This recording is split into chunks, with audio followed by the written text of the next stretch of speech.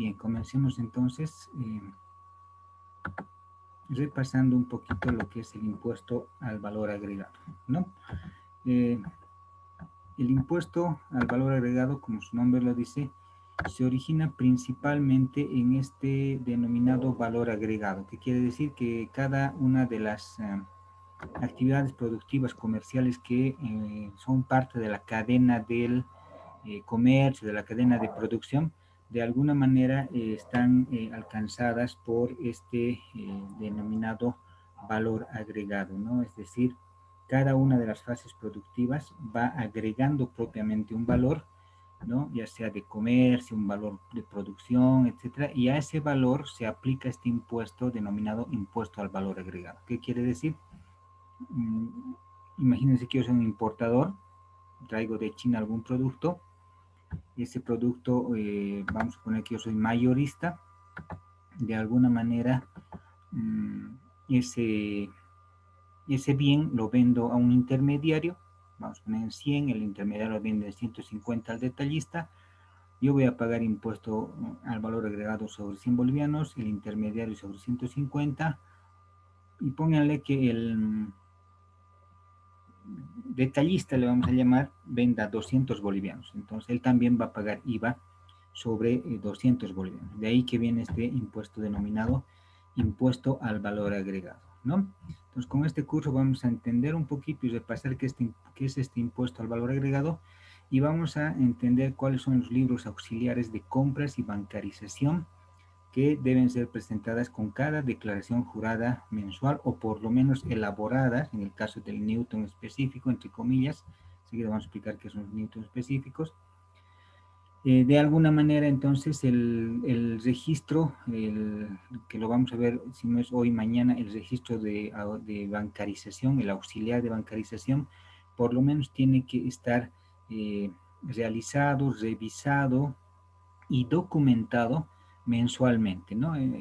Esta semana, por ejemplo, he tenido algunas personas que quieren presentar su libro de bancarización, su libro de compras, y no tienen pues ni las facturas, ¿no? Inclusive declaran impuestos con aquello que se ha acordado, y en el mes, en los siguientes meses, recién encuentran sus compras, sus facturas de compras, etcétera, y no, pues ya está declarado el impuesto, ¿no? Entonces es difícil ya hacer algo más allá. Entonces, de esa manera, cada mes hay que preparar, ¿no? Todo lo que es el registro propiamente de la compra y venta, más los auxiliares tanto del libro de compras y el libro de, o el auxiliar de bancarización, ¿no? ¿Para qué? Para que esa declaración mensual esté pues ya sustentada con los documentos, ¿no?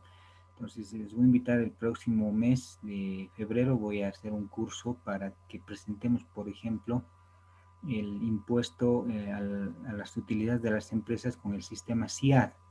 Entonces ahí vamos a ver cómo realmente tiene que estar bien controlada esta declaración jurada mensual, y obviamente sus libros auxiliares de compras y ventas, más la bancarización, para que se te haga fácil declarar el impuesto a la utilidad de las empresas a fin de año, y obviamente todo eso se lleve también en el sistema CIAD del Servicio de Impuestos. Como ven, entonces, ya es algo de cuidado llevar estos auxiliares propiamente del impuesto al valor agregado, ¿no? Entonces, vamos a repasar en este momento qué son los asientos contables, cómo se calcula el IVA, vamos a hablar de algunos casos especiales, de algunos exentos, ¿no? Y obviamente vamos a ver cuál es el formato del libro de compras y ventas, ¿no?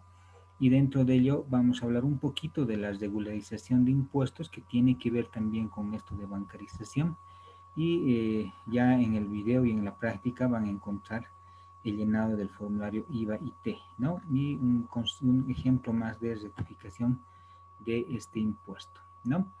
Entonces, vayamos entendiendo qué es el IVA. El IVA es un impuesto, ¿no?, que de alguna manera deben pagar todos los consumidores del Estado boliviano, ¿no? Es decir, todos aquellos que compramos productos, y obviamente vendemos productos y servicios, estamos alcanzados por este impuesto de acuerdo a la ley 1606, ¿no?, y el decreto reglamentario 24049 del año 95.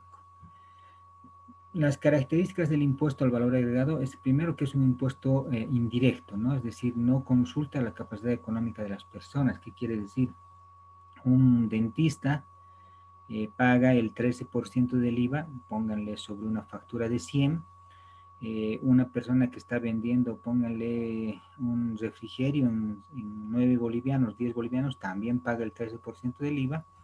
Y Soborse, por ejemplo, que pónganle, tenemos este día, digamos, ¿no? 1 millón de ventas en cemento, por ejemplo, también va a pagar el 13%. Entonces, no consulta la capacidad económica.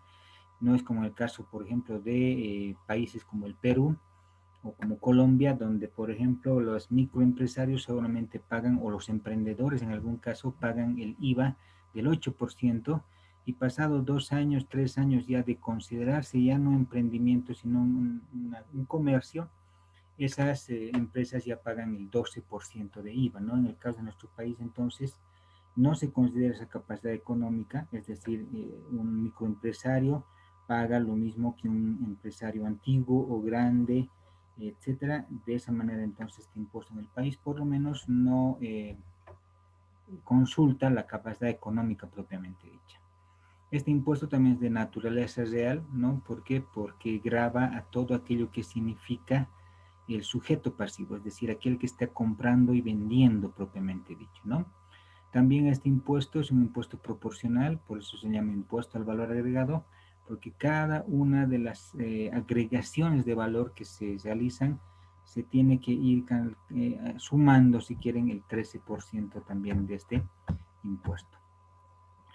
Este impuesto es instantáneo porque de alguna manera en el momento de compra y venta, se genera el hecho generador propiamente del impuesto, ¿no? Es decir, independientemente que no te den la factura o en algún caso, ¿no? Tú no solicites la factura, teóricamente por lo menos este impuesto ya debería estar siendo calculado. Obviamente en nuestra realidad también nosotros como contadores, como administradores, etcétera, de alguna manera esperamos, por ejemplo, el cierre del día de caja, por ejemplo, ¿para qué? Para ver cuáles van a entrar a la contabilidad fiscal, cuáles ventas o compras van a entrar a la contabilidad fiscal, que tengan el respaldo de factura y cuáles no tienen respaldo de factura, por ejemplo, ¿no? Eso es una mala práctica que se hace cotidianamente en el país, pero por lo menos desde el punto de vista legal, ¿no?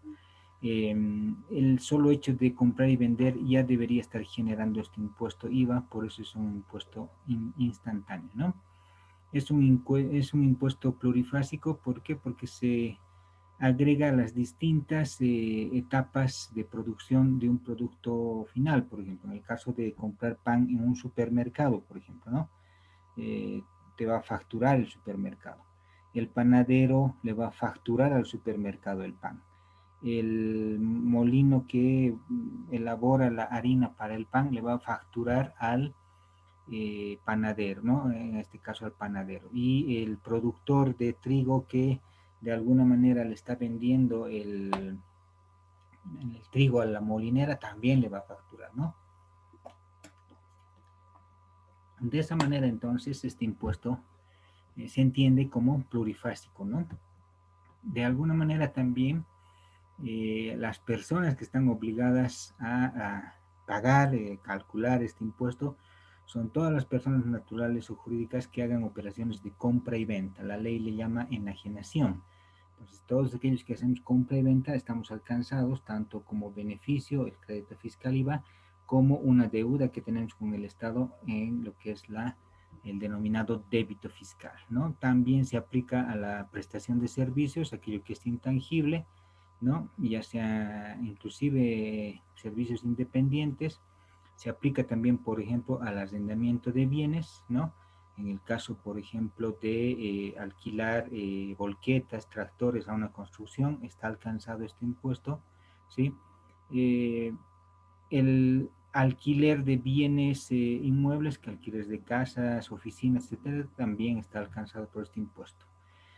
Las importaciones de bienes están alcanzadas por el IVA, pero hay una pequeña diferencia, ¿no? En el caso de el IVA de compra y venta, de alguna manera tiene un cierto cálculo, diríamos así, un cierto neteo mensual entre, imagínense una balanza entre el débito y el crédito fiscal. El crédito a tu favor, el débito que tú debes, ¿no? Entonces, cuando compras, tienes a tu favor el crédito fiscal, un activo.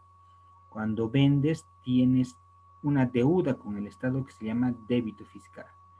Estas dos cuentas de crédito y débito fiscal surgen en esta compra-venta, prestación de servicios, arrendamiento de bienes, etcétera, ¿no? Ese es el IVA de compras y ventas. Pero cuando tú estás importando algo, imagínate que estamos importando de China materiales, etcétera, yo pago un IVA de importación. Es decir, para sacar de la aduana el producto que estoy trayendo, el material que estoy trayendo, tengo que pagar más allá del gravamen arancelario consolidado, etcétera, tengo que pagar un denominado IVA de importación. Y ese IVA también es un impuesto al valor agregado, ¿no? Pero ese impuesto IVA, el IVA de importación, no se netea como ese impuesto que hemos visto, que les he explicado hace un momento, que es el crédito y el débito fiscal, ¿no? Sí, inclusive el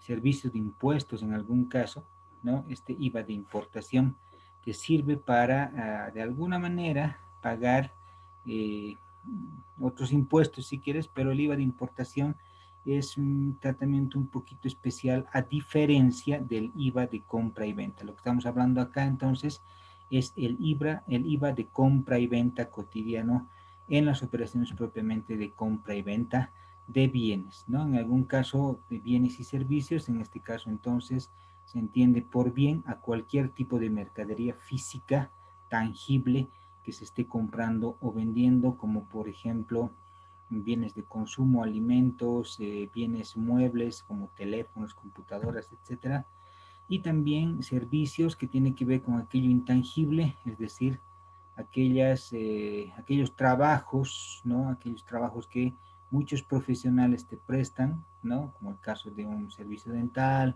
un servicio, por ejemplo, de asesoramiento, un servicio médico psicológico, por ejemplo, que de alguna manera son intangibles, ¿no? Pero también están alcanzadas por el IVA desde el punto de vista de la prestación del servicio. Eh, Dentro de ello, entonces, las actividades que están incluidas en este tipo de cálculo del IVA es todo aquello que está facturado, ¿no? Comisiones bancarias, alquiler de bienes inmuebles, operaciones bancarias como que tú solicites un extracto bancario o una chequera en algún caso, etcétera, están alcanzadas por el eh, impuesto al valor agregado, es decir, todo aquello que tenga propiamente factura, ¿no? La ley dice que todo debería tener factura.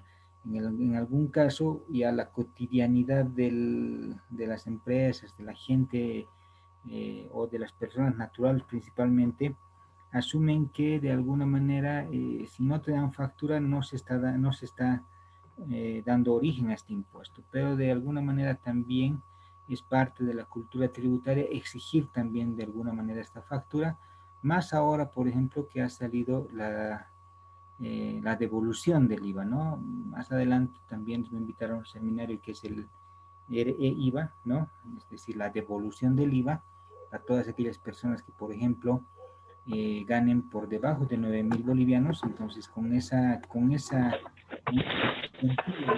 ¿sí? Muchas personas ya van a pedir factura, ¿no?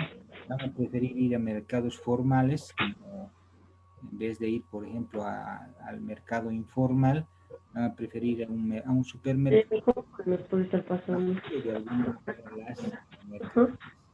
Y eso es, de alguna manera van a tener devolución, ¿no? ¿Alguien está con su micrófono? Por favor, revisen.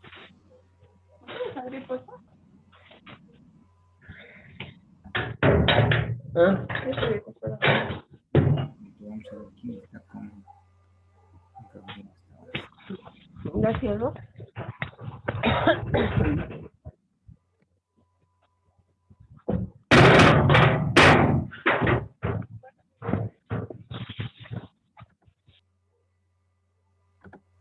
Bien, ahora sí que ya están sin micrófono, déjenme compartir un ratito.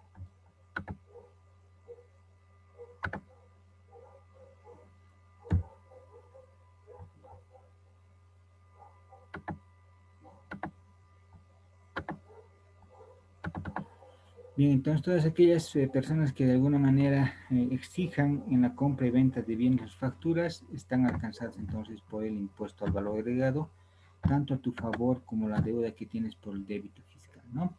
¿Quiénes están excluidas? Todas aquellas personas que sean diplomáticos que pueden de alguna manera importar, por ejemplo, bienes, traer bienes, ¿no? De alguna manera inclusive eh, pueden comprarse y venderse entre diplomáticos y esas operaciones están exentas del IVA, ¿no?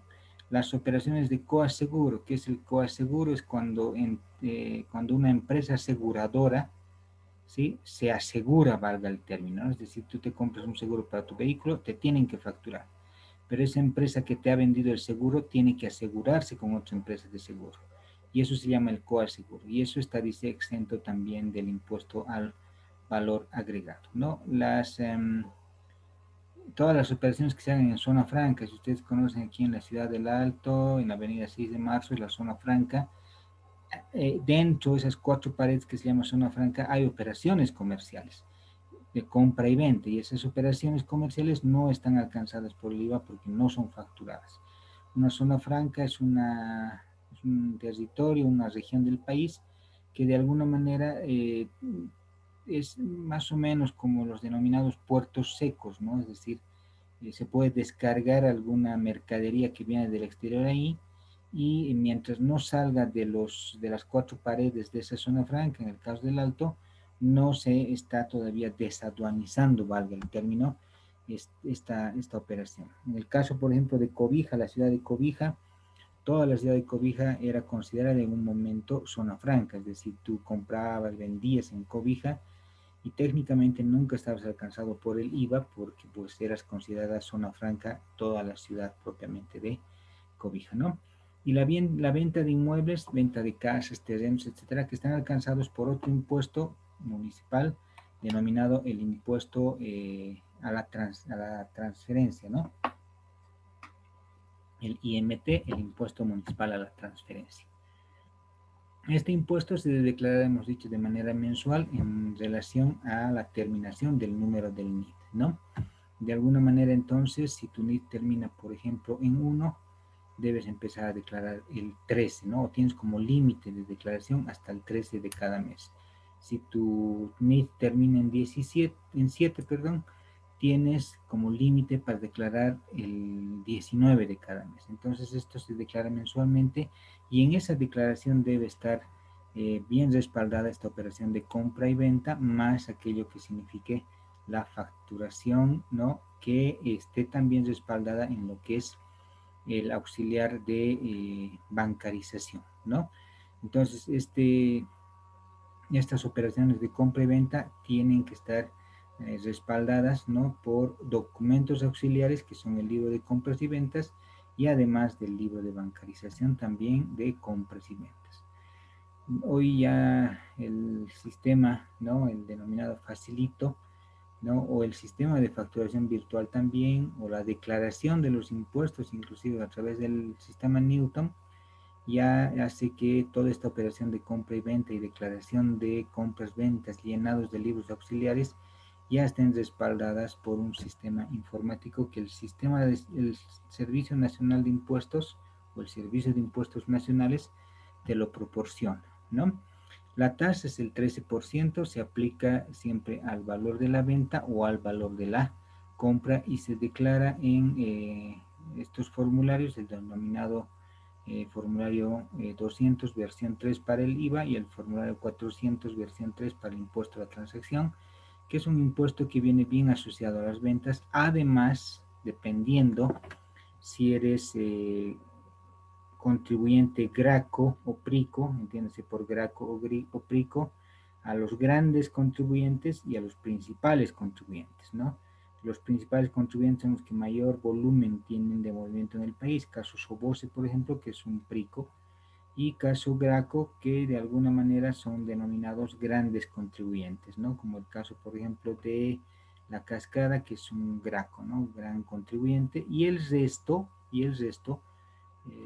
de personas naturales y jurídicas, empresas y personas propiamente naturales que facturan, son denominadas resto y también esas son denominados Newton específico. De ahí que en este modo facilito, el Newton específico debe mandar anualmente los libros de compras y ventas. Anualmente los libros de compras y ventas más la bancarización. Pero la declaración del impuesto es mensual, ¿no? En el caso de los PRICOS y GRACOS también la declaración es mensual, pero ya la presentación del libro de compras y ventas es en el mes, ¿no? Asociada a la par, si quieres, o paralelamente a la declaración propia del impuesto en los formularios establecidos. Entonces esa diferencia tienes que primero tomar en cuenta. Uno es los denominados Newton específico, que los libros de compras, ventas y obviamente la bancarización lo mandan anualmente. De ahí que preparen anualmente, mensualmente, ya tiene que ver con algo más allá del control propiamente financiero, control contable y control interno, ¿no? Y en el caso de los PRICOS y GRACOS, el envío del libro de compras y ventas más las operaciones o el auxiliar de bancarización tiene que ser realizado mensualmente. Esa es la primera diferencia, ¿no? Hemos dicho también entonces que casado a este impuesto viene el denominado impuesto a la transacción, que también es un impuesto generado en las operaciones principalmente de ventas, ¿no? De ventas, ¿sí? También respaldado por el decreto 24052. Este es un tributo también que se aplica a la venta de bienes y servicios, ¿no? Todo aquello que es operación de comercio, y toda actividad lucrativa propiamente dicho. Y eso tienes que tomar bien en cuenta, esta actividad lucrativa, porque hay, por ejemplo, exentos que enseguida vamos a ver, que es la venta de libros nacionales, por ejemplo, que de alguna manera se considera que no es lucrativo, o la presentación, por ejemplo, de un ballet nacional, ¿no? Un ballet nacional, que de alguna manera tiene una presentación, digamos, en un teatro, y esa presentación es considerada fomento a la cultura, ¿no? Por lo tanto, no es considerada una operación lucrativa y ellos no estarían alcanzados por eh, el impuesto a la transacción. Pero si viene, por ejemplo, no sé, pues, ¿no? Ricky Martin, digamos, viene a cantar acá, esa función, valga el término, es considerada lucrativa y esos sí están alcanzados por el impuesto a la transacción. No es el caso, por ejemplo, si traes a los carcas y los metes en el teatro del aire libre, también es considerada una actividad de fomento a la cultura, por lo tanto no está alcanzado por el impuesto a la transacción, pero sí por el IVA, ¿no? Sí por el IVA. Entonces, todas estas actividades que estamos viendo que son del IVA, ventas, compras, etcétera, están también alcanzadas por el impuesto a la transacción, ¿no? No están alcanzadas por este impuesto los sueldos, por ejemplo, y salarios tanto de funcionarios públicos y privados, las exportaciones, los servicios municipales, como por ejemplo el recojo de basura, de alguna manera los colegios, por ejemplo, los institutos que te facturan un servicio, una mensualidad, tampoco están alcanzados por el impuesto a la transacción. La edición e importación de libros que de alguna manera, ¿no? Están orientados, por ejemplo, al sistema educativo nacional, tampoco están alcanzados por este impuesto, ¿no?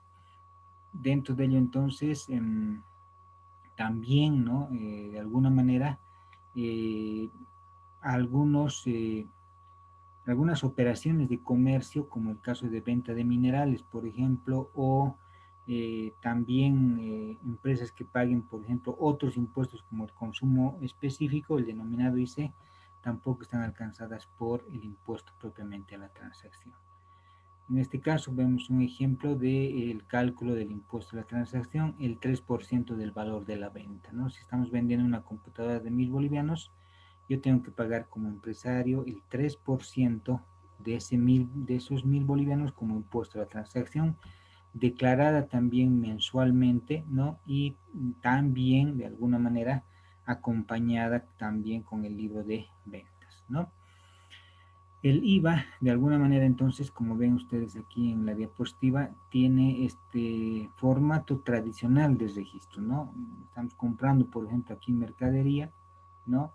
Esta mercadería, el 87% del valor se va a considerar inventario y el 13% se va a considerar crédito fiscal en la compra, en este caso de inventarios, ¿no? Entonces, toda compra facturada, el 87% puede ir a una cuenta de activo o gasto, dependiendo que sea la transacción, y el 13% se empieza a registrar en una cuenta tradicional en el país que se denomina crédito fiscal IVA, ¿no? En ese momento estamos registrando entonces una compra.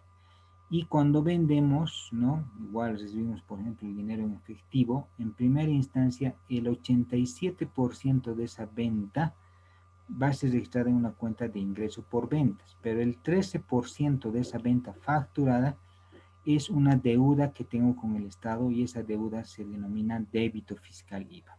Entonces ahí se originan estas dos cuentas que tienen que ver tanto con el crédito y con el débito fiscal. Como su nombre dice, crédito, cuando yo compro algo con factura, tengo a mi favor, y débito, cuando yo venda algo, debo, ¿no? Tengo una deuda con el Estado por esta vigencia de este impuesto, con la particularidad que en la venta también se registra como gasto del empresario el impuesto a la transacción del 3% y también se acumula mensualmente esta deuda al Estado impositiva denominada impuesto a la transacción por pagar también, ¿no?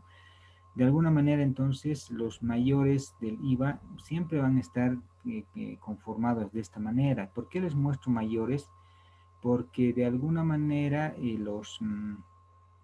estos mayores tienen que estar en función, si quieren, a este formulario que de alguna manera se tiene que declarar. Entonces, el tomar en cuenta este impuesto, ¿no?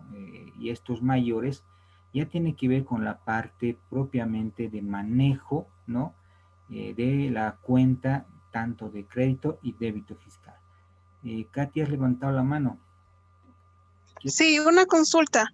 ¿Qué pasa si hay muchas empresas que eh, por evasión, digamos, tienen un precio de venta, pero cuando tú les exiges una factura, te aumentan el 13%? Entonces, ¿cómo sería el asiento de esas empresas? O sea, que te facturan por el monto que te dicen, pero sin el incremento del que ellos te están cobrando por la factura. ¿Sí me entiende? Sí, sí.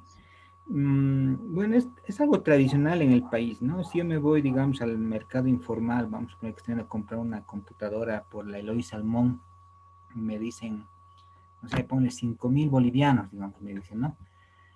No obstante que tiene inclusive su NIT, la empresa, etcétera, yo le digo, pero con factura, le digo, ¿no? Entonces, inmediatamente lo que ellos hacen es, en algún caso, subirle el 13%, en otro caso subirle el 16%, para que sea más entendible el cálculo. Hablaremos que la computadora vale 1.000 bolivianos, le suben el 13%, yo tendría que pagar en este caso, ¿no? 1.130. Otros le suben el 16%, que tiene que ver con el 13% del IVA y el 3% del IT, 1.160.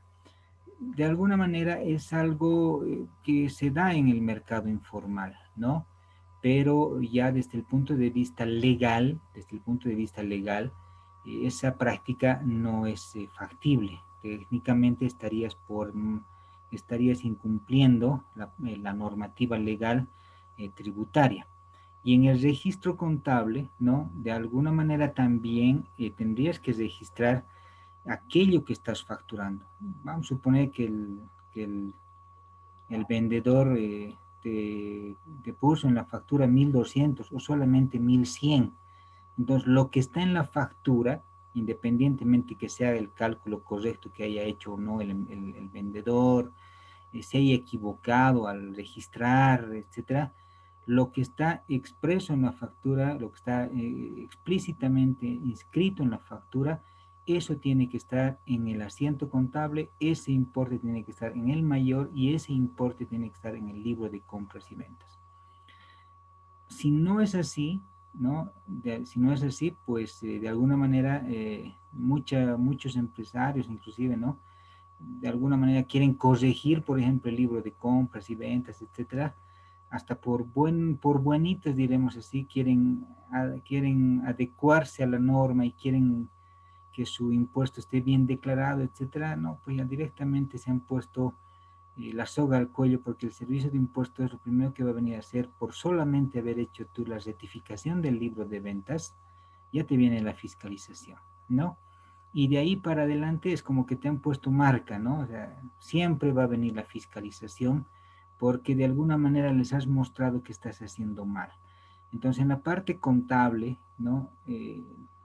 Se debe registrar lo que está en la factura, independientemente de que se hayan equivocado, etcétera. Y vos como comprador debes registrar también lo que está en la factura.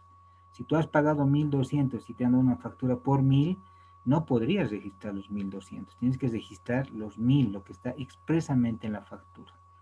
Ahora, la otra parte, puedes registrar, pero ya no con IVA, sino puedes registrar con otros impuestos que son, por ejemplo, las retenciones al IUE, al ITE, etcétera, que ya está fuera de lo que es el impuesto al valor agregado. Pero por eso les decía al inicio, ¿no? Este impuesto hay que tomarlo con pinzas, más aún si declaras mensualmente, porque este concepto de bancarización se está ampliando, diremos así, y está cerrando, diremos, las vulneraciones que se hacían hasta por lo menos el año pasado en cuanto a lo que es este concepto de bancarización. Entonces, de alguna manera hay que tener pendiente que esas facturas, etcétera, tienen que ser llenadas tanto desde el momento de la venta hasta la declaración del impuesto, ¿no? Con los 5 sentidos, ¿no? Obviamente hay en la parte empresarial, comercial, muchas cosas, ¿no? La otra semana nomás me llamaba una alumna y me decía, tengo facturas de julio que no las he declarado y he mandado 2 cartas al servicio de impuestos y me dice que no puedo rectificar ventas, etcétera. No, ya se ha puesto la soga al cuello, pues lo que ya se declaró, ya no lo tienes que tocar. Hay un refrán que dice, no metes la mano al avispero, ¿por qué? Porque te puedes picar, dice, ¿no es cierto? Entonces, si tú por buenito vas al servicio de impuestos y dices, me había equivocado en una factura, ¿no? Ya te has puesto la marca, ¿no? Como decía, la cruz escarlata se ponía antes a las personas, ¿no? Para que sean mal vistas por la sociedad, por ejemplo. Entonces tú, por bonito quieres arreglar tus impuestos, ¿no? Ya te has puesto la soga al cuello, ya te has puesto la marca para que el servicio de impuestos venga y de ahí para adelante vas a tener observaciones y observaciones y observaciones. Entonces es importante que este impuesto, así como estamos viendo en la diapositiva, esté con los 5 sentidos, tanto en las compras del crédito fiscal como las ventas en el débito fiscal propiamente dicho, ¿no? Estos mayores de alguna manera nos van a ayudar entonces a entender cómo se tiene que netear, se dice en la parte contable, este impuesto, ¿no? La operación de neteo contable básicamente tiene que ver con esto, ¿no? Es decir, lo que estaba en el haber, que es el débito, lo tienes que llevar al debe, ¿no? Es decir, tienes que hacer una operación contable donde lo que está en el debe, lo que está en el haber, perdón, como saldo, tiene que ir al debe y lo que estaba en el debe como saldo tiene que ir al haber. Volvamos al mayor en este caso. Como ves, el crédito fiscal es un activo. Este activo de 1.615.000 en un momento que es la declaración de impuestos o el cierre de impuestos mensual o en algún caso, ¿no? La operación de cierre mensual contable, este debe ir al haber y en el caso del débito que siempre va a estar al haber porque es una deuda, un pasivo que tienes con el Estado, debe ir al debes. Y esa operación de llevar del debe al haber se llama operación de neteo que se hace tradicionalmente cada mes con este impuesto para ver si tengo que pagar el impuesto o no tengo que pagar. Pero eso no quiere decir no declarar, ojo, ¿no? Muchos no declaran porque su crédito fiscal siempre es mayor y no declaran este impuesto. Tienes que declarar en cero, sin movimiento se llama, ¿no es cierto? Tienes que declarar este impuesto. Entonces, con esta operación de llevar de uno al otro lado, se netea, dice esta operación, Y dependiendo cuál de estos dos es mayor, si por ejemplo el crédito fiscal es mayor, has comprado más este mes, entonces no vas a pagar impuesto, el IVA propiamente dicho. Pero si has vendido más, ¿no? Si has vendido más, entonces debes más al Estado, vas a tener que pagar este impuesto denominado IVA, ¿no? Como ves aquí, en el caso del crédito fiscal, hemos tenemos un crédito fiscal, perdón, a nuestro favor, es decir, hemos comprado más que de lo que hemos vendido, y tenemos en el mes 1.615.000 bolivianos. Y hemos vendido, ¿no? El 13% de esas ventas, 1.521.000, ¿no? Entonces, como ves, el crédito es mayor al débito. En este caso, entonces, si el crédito fiscal es mayor al débito fiscal, este mes no vas a pagar el IVA, o por lo menos lo que corresponde a enero, que hoy día, digamos, ¿no? Estamos 30 de enero, estamos cerrando operación contable. Yo tengo, como hemos dicho, hasta el 13 de febrero para presentar este impuesto. Hoy que es enero, hemos comprado más de lo que hemos vendido. Voy a presentar mi formulario sin movimiento del IVA, pero no voy a pagar impuesto. ¿Por qué? Porque el crédito es mayor al débito, ¿no? Pero estos importes tienen que estar respaldados por esas operaciones contables propiamente dicho y esos auxiliares que enseguida les voy a mostrar, que es el libro de compras y ventas y también el registro auxiliar de bancarización, ¿no? En este segundo caso, ¿no? En este segundo caso, como ves aquí, ¿no? De alguna manera, ¿no? Te está sobrando, en este caso, 365.000 bolivianos para el siguiente mes. Eso de alguna manera se llama saldo a favor, ¿no? Otros le llaman crédito fiscal por compensar para el siguiente mes, que de alguna manera tiene que ver con la compensación del IVA, ¿no? Pero cuando el crédito fiscal, perdón, en este caso, como ven en el ejemplo, el débito fiscal es mayor al crédito, en este caso lo que debemos es 10.000 y lo que tengo a mi favor es 2.500, entonces como ves, lo que yo debo es mayor a lo que tengo a mi favor, entonces sí tengo que pagar el IVA, ¿no? Es decir, tengo que presentar el formulario y además pagar en el banco, a las cuentas del Estado, ese impuesto al valor agregado, ¿no? En este caso, entonces, de alguna manera, ¿no? Como ves aquí en la pantalla, el débito, ¿no? Es mayor, 1.521.000, y el crédito es 829.000. En este caso, entonces, cuando el débito fiscal es mayor al crédito fiscal, tienes que pagar el impuesto, ¿no? Y también de alguna manera se va registrando este tipo de movimientos tradicionales que se hacen en la contabilidad, ¿no? De alguna manera, mucho tiene que ver con la formación que has tenido. Hay dos formas. La primera es simplemente netear el débito y el crédito.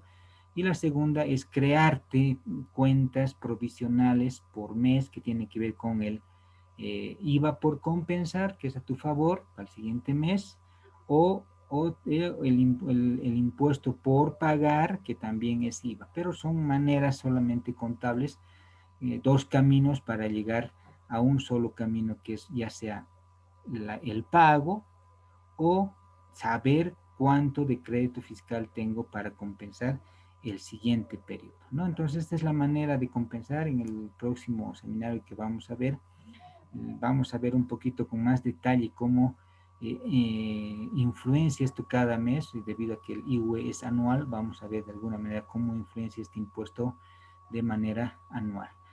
Katy, ¿querías preguntar? Sí, ¿qué pasa si hay un error de taipeo? Se hace una reversión, ¿cierto? Pero ¿cómo se arreglaría en esta parte de la neteada que dices? Sí, Que hay un error y cómo se subsanaría. bueno, contablemente muchos contadores, por ejemplo, sufrimos de dislexia, ¿no? Los nervios te hacen voltear un número y a veces declaras así los impuestos.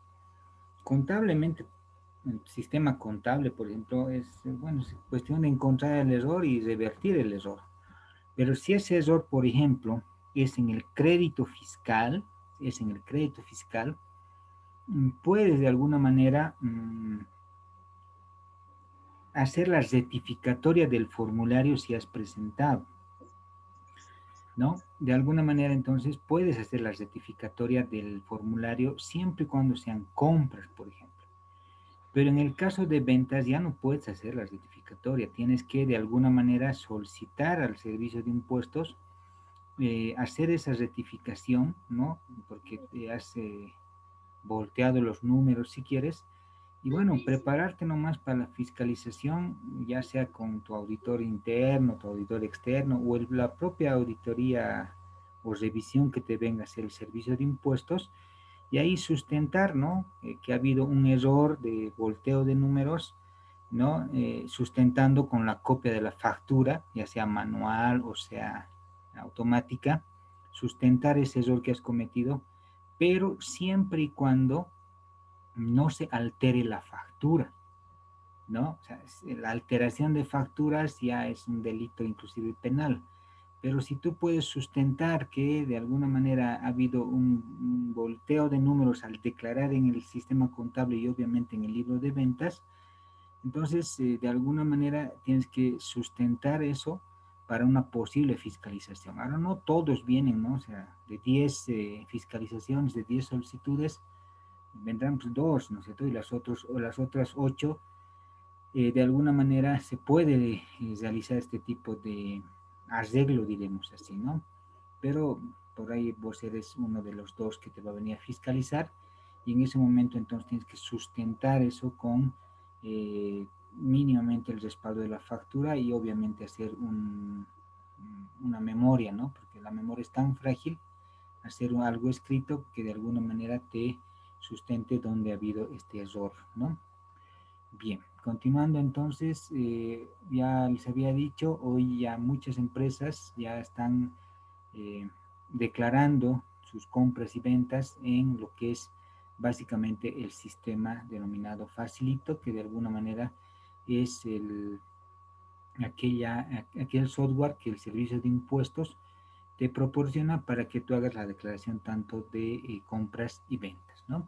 Ahí tenemos un formato de libro de compras, que este es el primer registro auxiliar de estas operaciones de compra y venta, y sobre este registro auxiliar viene lo que es el registro o el libro de bancarización, ¿no?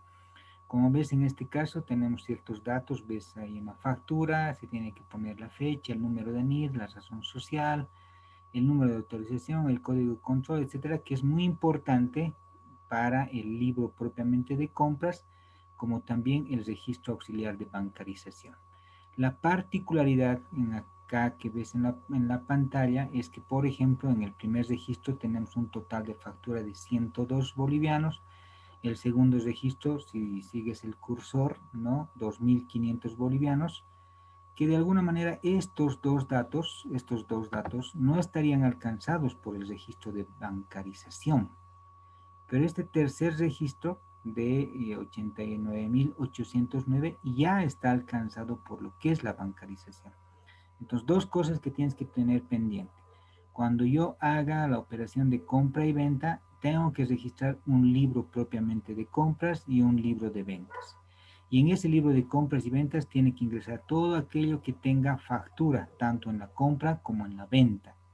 No tanto así los que no tengan factura, pero más allá vamos a ver que en el de bancarización, en el registro auxiliar de bancarización, tienen que entrar todas las compras, independientemente de que estén facturadas o no, ¿no?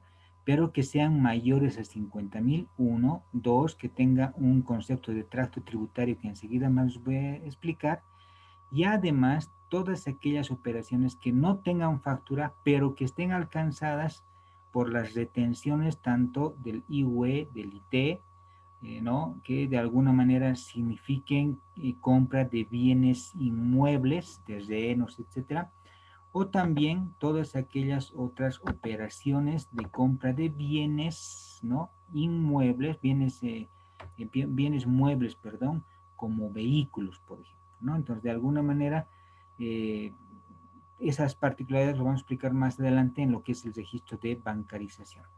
Entonces, como ves, es importante que en primera instancia sepamos O tomemos en cuenta estos dos conceptos. El primero, que todas las operaciones de compras y ventas deben estar registradas en un libro de compras y ventas.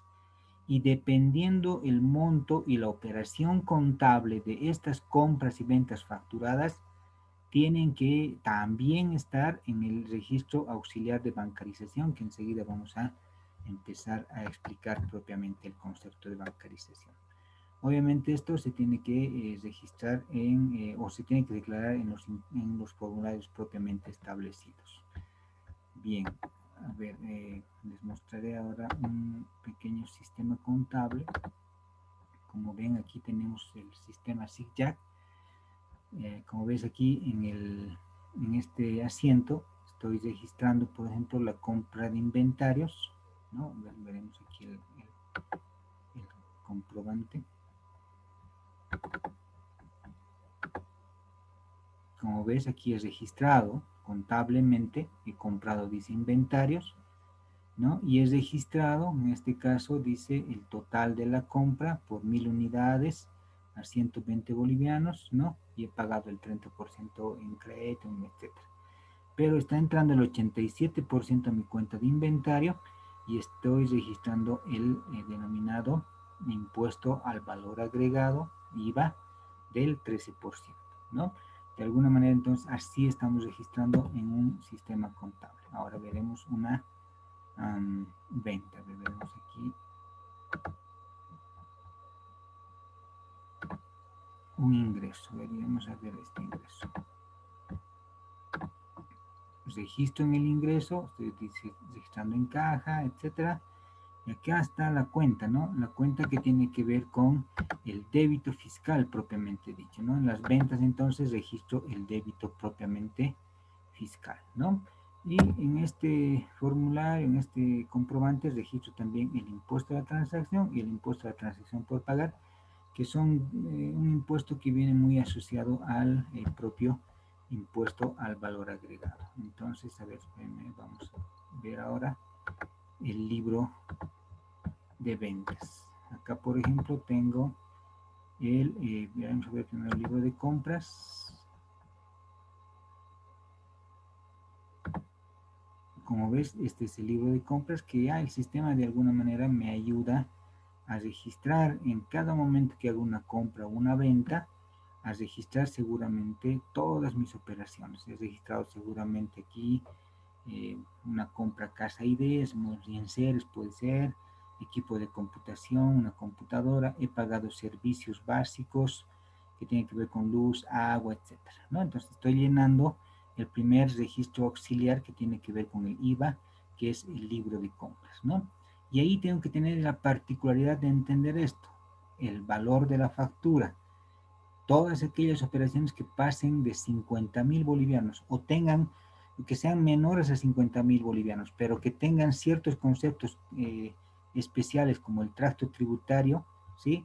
Deben ir además de este libro de compras al libro de bancarización o al registro auxiliar de bancarización. En este caso, entonces,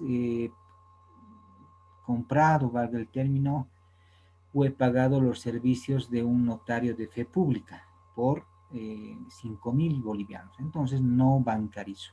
O sea, no estoy por lo menos obligado a bancarizar. Pero de alguna manera las normas ya me están obligando de que así sea algo menor a 50.000 bolivianos, tengo que bancarizar.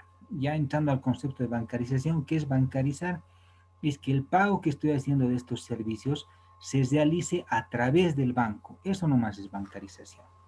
Ya es decir, pague con cheque, pague con transferencias bancarias, etc. Entonces, antes la gente, para evitar este concepto de bancarización, mucho antes inclusive, estoy hablando de unos 12, 15 años atrás, 15 años atrás, había un impuesto que se llamaba el impuesto a la transacción financiera, que es distinto al impuesto a la transacción, ¿no? Impuesto a la transferencia financiera, perdón, ITF se llamaba. Y dentro de eso, si tú ibas, yo te pagaba, digamos, tu sueldo, vamos a suponer, con un cheque, ¿no? Tú ibas al banco, yo pagaba el 0,1, un 0,3% por haberte dado un cheque de impuesto y vos al cobrar ese cheque también te cobraban el 0,3%. Entonces, a ese momento, hace 15 años, la gente ya no quería manejar cheques, prefería pagarte al efectivo con caja, ¿no? Entonces, esa mala práctica, incluso desde el punto de vista de auditoría tributaria, perdón, de auditoría financiera, etcétera, ya desde un punto de vista, por ejemplo, de control interno, si tú me pagas mañana en efectivo y te firmo inclusive un recibo, mañana yo puedo hacerte un juicio, un reclamo de no pago. Puedo inclusive decir que tú has falsificado mi firma, etcétera, etcétera. Entonces eso significa de que el pago o el trato sea difícil de comprobar. Entonces, desde el punto de vista de control interno, así sea 100 bolivianos, tengo que pagarte con cheque porque el informe que da el banco de un pago por cheque, que se ha realizado por cheque, es mucho más judicializable inclusive, ¿no? El caso, por ejemplo, miren, y vamos a hacer un ejemplo un poquito quizá no muy bueno, diremos así. Cuando tú estás pagando pensiones, ¿no? Porque te has divorciado, etcétera. Si tú le das en dinero efectivo a tu pareja, sea hombre o mujer, etcétera, le das a tu pareja, no tienes un respaldo de que le has pagado esa operación, ¿ya? No tienes un respaldo. Entonces, dentro de eso, de alguna manera, las personas o la otra persona te puede decir que no le has pagado, inclusive por maldad, te puede de alguna manera eh, hacer, digamos así, ¿no? Esa maldad de decir, no me has pagado. Y tú como le has dado en efectivo y no tienes un respaldo, entonces no tienes con qué justificar, ¿no? No tienes con qué justificar esa transacción que has hecho. Entonces, así parezca feo, tú las mensualidades que pagues por las pensiones tienes que hacerla a través de un depósito bancario. Si mañana la otra persona te dice no me ha pagado, tú sacas un informe del banco, en qué fecha se ha depositado, en qué fecha se ha cobrado el cheque, etcétera, etcétera. Y eso es mucho más judicial, mucho más prueba para que sustentes el pago o el cumplimiento de tu obligación. Entonces, mira, la cruda realidad, digamos así, nos está ya enseñando a que todo tiene que estar bancarizado. Más ahora por la pandemia, que todos creo que han aprendido a hacer transferencias bancarias, etcétera, ¿no? Antes muy pocos tenían, por ejemplo, el manejo de sus cuentas en sus celulares, hasta por miedo de que si mañana lo perdía mi celular, alguien iba a entrar en mi cuenta, etcétera. Hoy la cruda realidad nos ha enseñado a que todo tenemos que bancarizar. Entonces, dentro de ello, la realidad es que todo ya va a estar bancarizado. Entonces, este concepto de bancarización básicamente está diciendo que tienes que hacer tus pagos, tus operaciones de pago a través del banco o con un sustento bancario, ¿no? Ese sustento bancario es, por ejemplo, la transferencia que hagas de tu celular, ¿no es cierto? Inclusive el que tú pagues por Tigo Money y tus entradas, por ejemplo, al cine, ya estás de alguna manera bancarizando, ¿no? La norma de bancarización entonces no te dice que solamente los de arriba de 50,000 lo hagas por banco, no puedes hacer inclusive de 100, pero la norma te dice que tienes que presentar en tu auxiliar de bancarización, además del libro de compras, todas aquellas operaciones que estén por encima de 50,000 bolivianos, incluidos los 50,000 bolivianos. Eso significa que tienes que bancarizar. Volviendo entonces aquí a la pantalla, no es que voy a pagar los 5,000 al efectivo. Puedo pagarlo con cheque, pero no estás obligado a pagar con cheque o bancarizar, ¿sí? Pero te vuelvo a repetir, ya desde tu punto de vista de control interno, tú puedes pagar con cheque. Ya estarías inmerso en la bancarización. Pero la norma dice no es obligatorio este gasto de 5,000, este gasto de 400, no es obligatorio bancarizar. Sí es obligatorio bancarizar este de 120,000 que has comprado a tus proveedores. 4,000 no, 60,000 sí, 50,000 sí, y todo lo demás, como ves, ¿no? Servicios básicos, por ejemplo, que enseguida vamos a hablar de un concepto de tracto tributario, ¿no? Que quiere decir contratos continuos, todos los meses te va a llegar facturas de luz, agua, etcétera, ¿no? de alguna manera puedes bancarizarlos también, ¿no?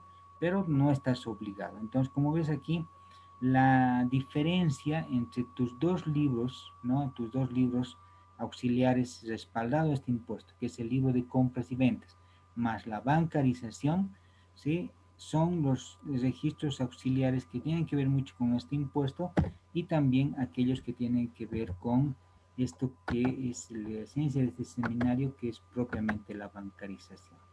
Y vamos a ver ahora un libro de ventas, ¿no? Por lo general, las ventas, por general las ventas son siempre las que de alguna manera son más altas, ¿no? De alguna manera son las más altas. Entonces, dentro de ello, eh, lo que nosotros tendríamos que bancarizar en este caso, como ves, los 75,000 ya tienes que bancarizar. Esto es el libro de ventas, como ves. Gran diferencia, el otro no tiene, pero también dice, estamos vendiendo al cliente A, B, C, etcétera, en distintas fechas, en este caso del mes, ¿no? Estamos hablando en este caso del mes de enero nada más. Cada mes tiene que tener su libro de compras y ventas. Y en este caso, ¿no? Unas facturas que tienen que tener un orden, en el caso de nosotros, la 1, 2, 3, 4, inclusive las anuladas tienen que registrarse aquí como anulada. Y dentro de ello entonces de alguna manera yo tengo que tener también, aparte del libro de ventas, el registro auxiliar de bancarización, ¿no? Entonces, de alguna manera, si mi cliente, imagínate que estoy vendiendo al cliente A por 75,000 bolivianos, y ese cliente viene hoy día y me quiere pagar en efectivo en caja, yo técnicamente le puedo recibir ese efectivo, ¿no? Pero ese efectivo tiene que ser depositado inmediatamente mañana y con ese depósito yo tengo que bancarizar este tipo de operación de venta. Mejor si mi cliente deposita de sus cuentas, porque enseguida vamos a ver el libro de bancarización, te piden la cuenta origen y la cuenta destino, ¿no? Entonces, de alguna manera, en algunas empresas, por ejemplo, para evitarse mmm, revisiones del servicio de impuestos, multas por incumplimiento de deberes formales, depositan en una cuenta, hoy día es decir, viene mi cliente, los 75,000, mañana el mensajero va a depositar los 75,000 y el contador hoy día de esa cuenta, ¿no?, hace la transferencia recién a las cuentas oficiales de la empresa. Eso es una mala práctica, pero visto que se está dando también, entonces de alguna manera alguien me decía en alguna empresa, es que no puedo perder un cliente, si quiere venir a pagarme el efectivo, pues tengo que recibirle. Es cierto también, pues, ¿no? Es cierto también. Entonces, de alguna manera, por lo menos la norma te dice esto, ¿no? Tienes que tener una cuenta de origen y una cuenta bancaria de destino. Es decir, la cuenta de origen es del cliente y la cuenta de destino es nuestra cuenta bancaria. Y dentro de ello, entonces, todas estas operaciones, por lo menos también dice la norma, ¿no?, de venta por arriba de 50,000 bolivianos deben ser bancarizadas. Como ves acá en nuestro libro, las únicas cuentas que quizá no van a ser bancarizadas va a ser esta venta del 23 de enero por 26,000 bolivianos, que es menor a 50,000, y la venta del 24 de enero de 30,000 bolivianos, que es también menor a 50,000. No estoy obligado a bancarizar, pero si todo esto ya recibes en clientes, entonces mejor si se bancariza todo o todo te hacen a través de transferencias bancarias, ¿no? Enseguida vamos a hablar de este concepto de tracto tributario que también se aplica aquí, ¿no? Y que de alguna manera, si estos 26,000, por ejemplo, fuera el tercer pago, vamos a hablar, o un pago de un contrato de 100,000, por ejemplo, es decir, cada mes, digamos, me pagan 26,000, digamos, ¿no? Pero el contrato es por 100,000 bolivianos, estos 26,000 sí debe ser bancarizado. Esos conceptos lo vamos a ver ahorita, pero te estoy dando un pauteo de aquello que es el llevar el libro de ventas y el llevar el libro de compras, qué debo bancarizar y qué no debo bancarizar. Enseguida vamos a ver bien a detalle estos conceptos que te estoy diciendo. Parecen confusos, ¿no es cierto? al final todo lo vamos a tener que hacer por banco, no queda otra. O sea, las empresas y el mismo hecho económico del país te está llevando nomás a hacer todo a través del sistema propiamente bancario. Bien, ¿alguna pregunta?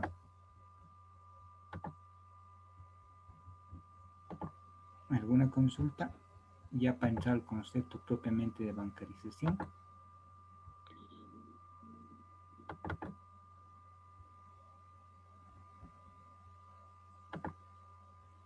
Bien, pasemos entonces al concepto ya propiamente de lo que es la bancarización, con esos conceptos que hemos hablado al inicio de este repaso, si quieren, a lo que es el impuesto al valor agregado.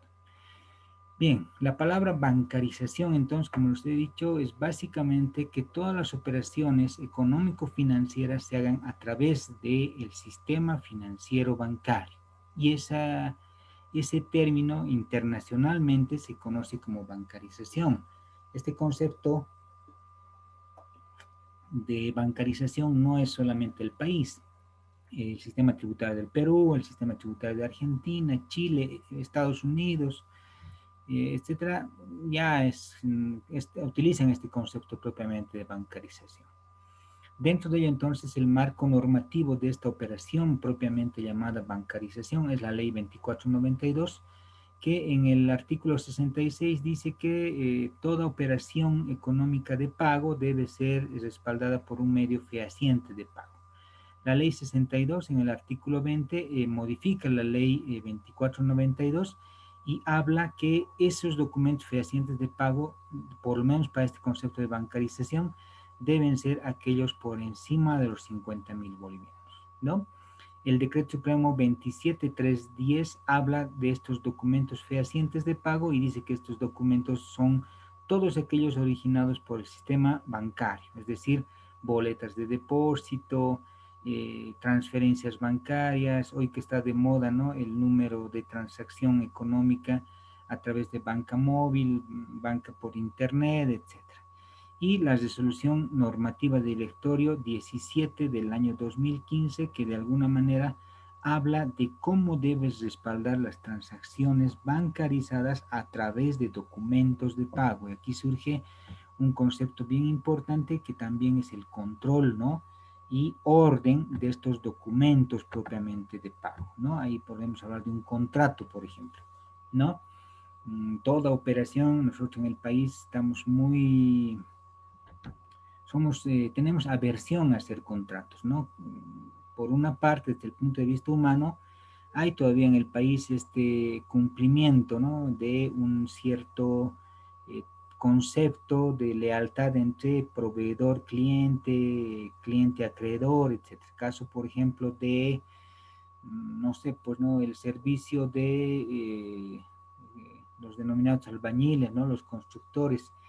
Eh, Vamos a suponer que vos eres una empresa y estás contratando para hacer ampliación de una oficina, digamos, si tienes que hacer desaparecer unas paredes para ampliar la oficina. En nuestro país generalmente te contratas ese tipo de trabajadores, ¿no? Y se hace un contrato verbal que en muchos casos está por encima de los 50.000. Y tanto uno como el otro cumple, ¿no? Y de esa manera entonces no estamos acostumbrados a hacer un contrato, sino simple y llanamente a tener esa lealtad, ¿no? Antes se decía palabra de hombre, hablar, ¿no? Ese tipo de conceptos, ese tipo de, como decía el presidente antes, decía la reserva moral que existe todavía en el país. Ay, no te voy a decir que no, ¿no es cierto? Pero ese tipo de accionar nos ha llevado a tener una cultura de no hacer contratos en el país, ¿no? Entonces, dentro de ello, estos conceptos o este concepto de documento fehaciente de pago mínimamente tiene que ver con la elaboración de un contrato en el cual vos determines un pago global, general, total de aquellos gastos que vas a hacer. ¿Por qué? Porque de alguna manera estás alcanzado por esta normativa que es la bancarización y en la cual dice tienes que respaldar, ¿no? El pago que hagas ¿no? Y tienes que respaldar ese tratamiento tributario del pago que emerge de la transacción de compra y venta, ¿no? Y con más esencia o más particularidad, todas aquellas transacciones de compras o ventas que estén por encima de los 50.000 bolivianos. Entonces, ahí ya te obligan, ¿no? O te obliga la técnica financiera, no siempre contable, pero la técnica financiera tributaria te exige a que el objeto de este concepto de bancarización es que las empresas, las personas naturales que tienen operaciones por encima de 50.000, mínimamente respalden estas operaciones con documentos internos como los contratos y mejor, ¿no? O lo hagan a través del sistema financiero bancario, ¿no? De alguna manera, entonces, caso, por ejemplo, ¿no? De la compra o venta, ¿no? Que es la transferencia del derecho propietario, por ejemplo, de un vehículo, sí, en el momento de compra debe estar respaldada por lo menos un contrato de compra y mejor si está respaldada con un contrato, ¿no? De alguna manera, entonces, estas compras que generalmente lo hacemos, por ejemplo, compra de efectivo, ¿no?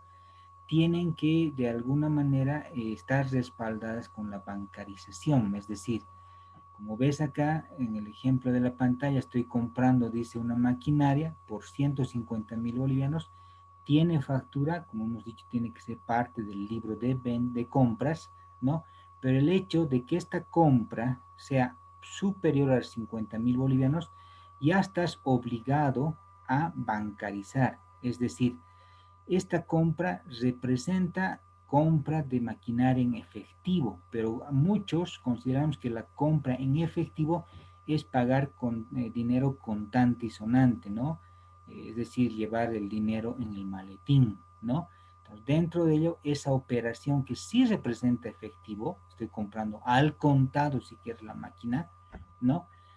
Pero esa operación de al contado no significa de que lo vas a pagar en efectivo, sino este concepto de bancarización te obliga a que el pago que vas a hacer en efectivo lo hagas a través de un banco, ¿no? Utilizando un documento fehaciente de pago que sea mínimamente el uso del cheque.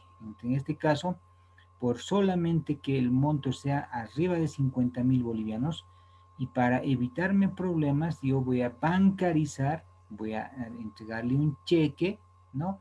Y al momento en que yo esté comprando esta maquinaria y reciba el vendedor el cheque, técnicamente ya he bancarizado mi operación, ¿no? Entonces, eso es la bancarización. Es que aquellas operaciones de compra y venta que están superiores a 50.000 bolivianos, ¿no? Se realicen a través de una institución propiamente bancaria, ¿no? Y eso se llama bancarización. En este caso, el segundo ejemplo, el transporte, estoy comprando un servicio aéreo, estamos pagando a BOA, dice, con una factura 123, y estoy pagando con un cheque, ¿no? El pago de ese cheque, ¿no? De alguna manera la norma me dice, no estás obligado a bancarizar. Entonces, aquí pareciera que nos contradecimos, ¿no? Estoy pagando, dice, 3.000 con banco, dice. Sí, pero la norma no te obliga a que los montos por abajo de 50.000 bolivianos se bancaricen. Pero como les decía hace un momento, quizá por control interno, todo pagamos con banco.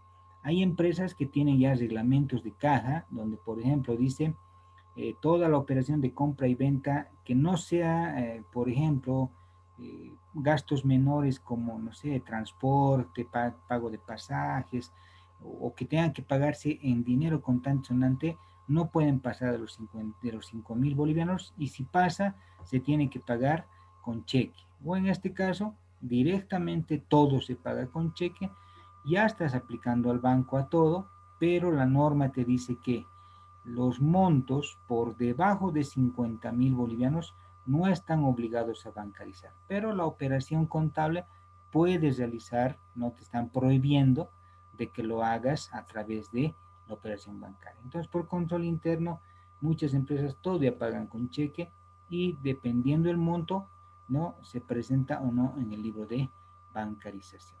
¿no? Ahora, esa norma también habla e interpreta qué no son compras. Se entiende entonces por compra aquella transferencia de derecho propietario y que por esa transferencia de derecho propietario exista un pago en efectivo, sea dinero contante y sonante, o banco también, tomando en cuenta el concepto de bancarización. O que también tú estés comprando al crédito, pero que en el futuro ese crédito tenga que ser subsanado, tenga que ser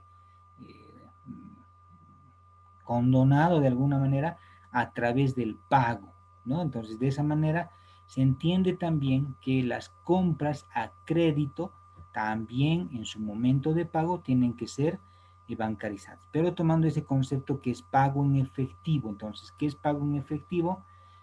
El pago de dinero contante y sonante, el pago a través de la institución financiera e inclusive el pago con crédito, no solamente bancario, sino crédito también no bancario como tu proveedor, por ejemplo, ¿no? Ahora, ¿qué no son compras? Aquello que no signifique el entregar dinero en efectivo hoy o en el futuro, ¿sí? Por ejemplo, el capital de donación o las donaciones. En este caso, USAID, en el ejemplo que estamos viendo, en el ejemplo 3, USAID, que es una ONG de los Estados Unidos, etcétera, se está yendo del país y están donándome a mí como empresa, institución pública del Estado, como quieras, me están donando sus muebles. Muchas instituciones como las Naciones Unidas,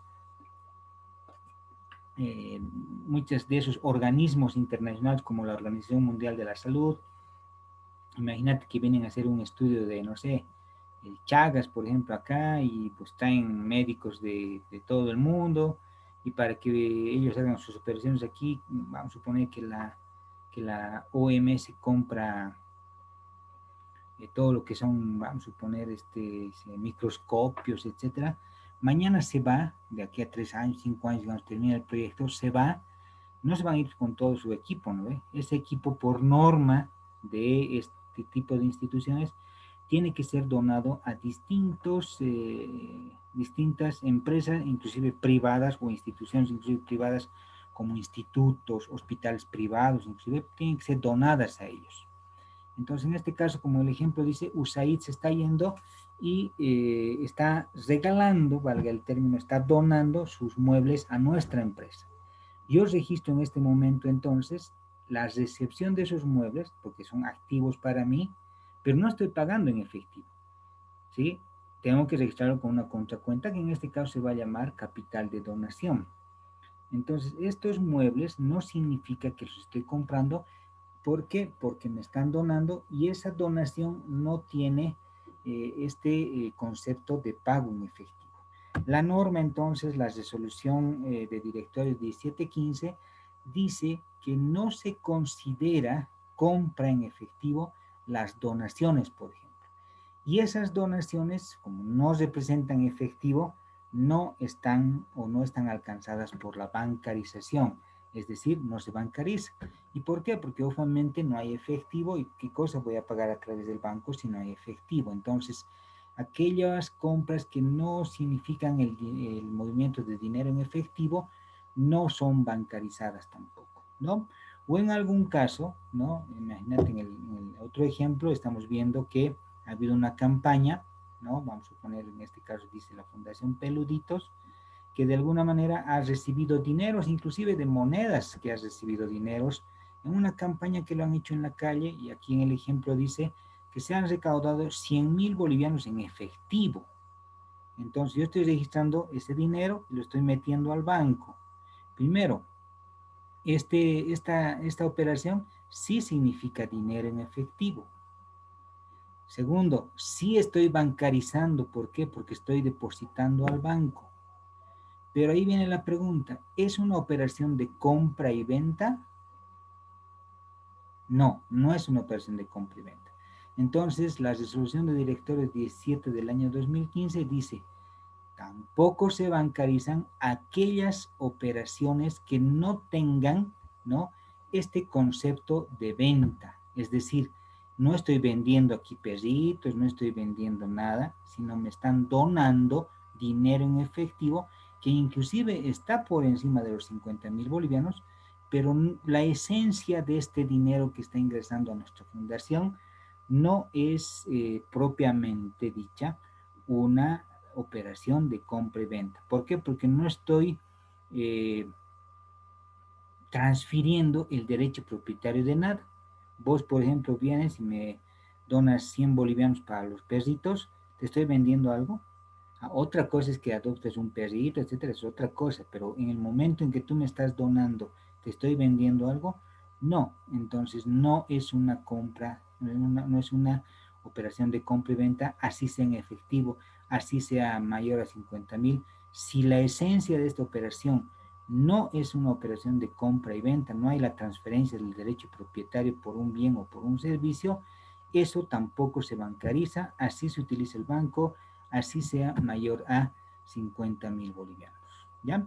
Entonces, todo aquello que signifique compra mayor a 50.000 bolivianos, como compra de un vehículo, compra de medicamento, compra de insumos como cartón, compra de tarjetas de, no sé, imagínate, te has asociado al Club Bolívar, etcétera, de alguna manera, entonces, todos aquellos que vendan, ¿no? Todas aquellas personas naturales y jurídicas, instituciones inclusive del Estado, ¿no? Ya sean organismos inclusive del propio Estado, etcétera, y que realicen pagos por mayor a 50.000 bolivianos, ¿no?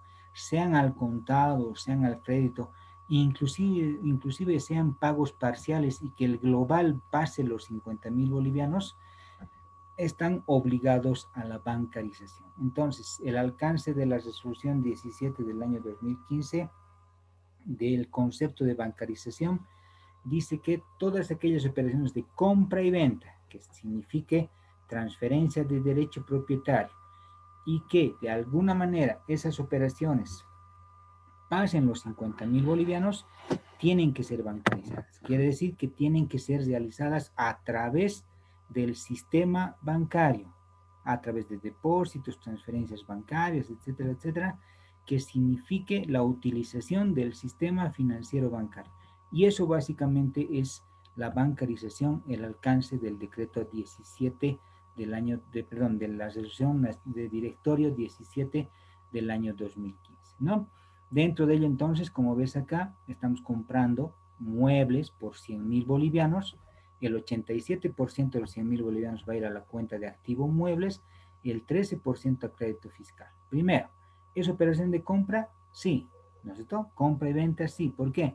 Porque los muebles van a ser de mi propiedad, por lo tanto hay transferencia del derecho propietario, por lo tanto es una operación de compra y venta, ¿sí? Segundo, la transacción es mayor a 50.000 bolivianos, sí, independientemente de que se esté pagando, como ves en el ejemplo, solamente el 30% con el banco y el 70% al crédito. ¿Qué habla esta resolución de directorio 1715? Dice que el global de la compra es 100.000, por lo tanto, está alcanzada por la bancarización. Así hagas un pago parcial, como ves en el ejemplo, de 30.000, ¿no? Muchos confunden, como estoy pagando, ¿no? Solamente 30.000 es menor de 50.000, muchos confunden que solamente el efectivo se tiene que bancarizar, y no es así. La norma dice que el global, si el global pasa los 50.000, independientemente que se paguen en efectivo o se paguen al crédito, es decir, en el futuro, por lo menos estos 30.000 se tiene que bancarizar como pago parcial sobre el pago total, ¿no? Entonces, los pagos parciales, también dice esta resolución, tienen que ser parte de la bancarización siempre y cuando el global, ¿no? Pase los 50.000 bolivianos. Y obviamente existan los documentos fehacientes de pago de cada uno de esos pagos parciales en efectivo, ya sea un cheque, sea en algún caso un contrato de crédito, sea inclusive los pagos parciales que vas a hacer como documentos fehacientes de pago. En este segundo ejemplo, en el caso de la importación, como ves, estoy importando inventarios por 350.000 bolivianos, pero estoy pagando muchas cosas fuera del país. Valor FOB, estoy pagando en Estados Unidos 230.000, el servicio naviero, es decir, el barco que van a venir por el mar, estoy pagando también afuera 60.000, gastos de puerto en Arica 15.000, y transporte internacional, estoy contratando en Chile a una empresa transportadora de Chile para que traiga hasta Bolivia mi inventario. En este caso, la resolución 1715 dice: todos los gastos que se hagan por importación y fuera del territorio de la nación tampoco están alcanzados por la bancarización. ¿Ya? Entonces, las importaciones no están alcanzadas por la bancarización. ¿Sí? Los costos que signifique, ¿no? el traer la mercadería, los costos adicionales, tampoco están alcanzados por la bancarización, así sean mayores a 50.000, siempre y cuando sean, dice, pagadas en el exterior, ¿no? Toda aquella compra que no sea realizada en el país no está alcanzada por la bancarización. Si hubiera algún pago de esta importación que se realice en el territorio de la nación y que sí tiene factura y obviamente el crédito fiscal, esa sí debe ser bancarizada, debe ser obviamente registrada en el libro de compras, pero debe ser bancarizada si pasa los 50.000 bolivianos. Como ves, aquí tenemos un ejemplo similar, ¿no? En este caso estamos comprando los mismos inventarios, etcétera, pero aparte del transporte internacional, digamos hasta La Paz, hasta aduana La Paz, este importe internacional, y de aquí para Santa Cruz estoy mandando ya en un transporte nacional, ese transporte nacional que primero, ¿sí? Está por encima de los 50.000 bolivianos, ¿no? Que es parte obviamente del valor del inventario, sí debe ser bancarizada, porque primero es en el territorio de la nación, segundo es una compra de un servicio de transporte que de alguna manera tiene esa figura de operación de compra y venta, y que por ser arriba de 50.000 bolivianos, ¿no? Independientemente sea o no parte del valor del inventario, ¿sí? Debe ser bancarizada, es decir, tengo que realizarlo a través del sistema financiero bancario, un cheque, una transferencia. Así tenga yo los 50.000, 60.000, 70.000 bolivianos en efectivo, yo tengo que hacerle a través de la operación bancaria, ¿no? Y eso significa bancarizar. Si yo tengo en mi bolsillo 70.000, tienes que ir necesariamente al banco, depositar en tu cuenta bancaria, ya sea corriente o de ahorro, e inmediatamente en la misma ventanilla, ese momento, hacer operación de bancarización. Y alguna vez les reto a que hagan esto, ¿no? Van a ver, alguna vez llega el mensajero o el responsable de depósito del banco, especialmente en las mañanas a los bancos, y se quedan horas en la caja, ¿no? Están depositando en parte su dinero, ¿no? ¿Qué están haciendo en ese momento? Están haciendo bancarización. ¿Por qué? Porque la contabilidad les está pidiendo que cada cliente tenga su voucher de depósito. Esta operación, este ejercicio, háganlo cuando vayan al banco en las mañanas principalmente, ¿no? Están depositando y el que está depositando sale con un cúmulo de recibos de depósito, y alguien dirá, ¿por qué no depositará todo conjuntamente? Porque la contabilidad le está obligando a que haga depósitos individuales, ¿no? De sus clientes, respaldando esta operación que es propiamente la bancarización, ¿no?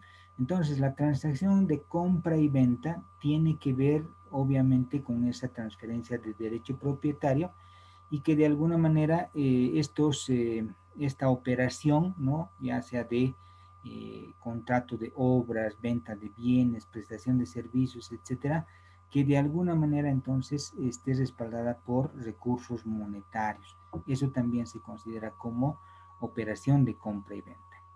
Esta resolución 1715 también habla de la transacción obligada a respaldar con documentos de pago, ¿no? Y estos documentos de pago que dice que son mayores a 50.000 deben ser respaldadas a través, ¿no? Del sistema propiamente bancario, ¿no? En este caso tenemos aquí un ejemplo donde de alguna manera eh, habla de que las operaciones, por ejemplo, de permuta, ¿no? Como no hay erogación de dinero, pero sí hay en algún caso transferencia de derecho propietario, ¿sí?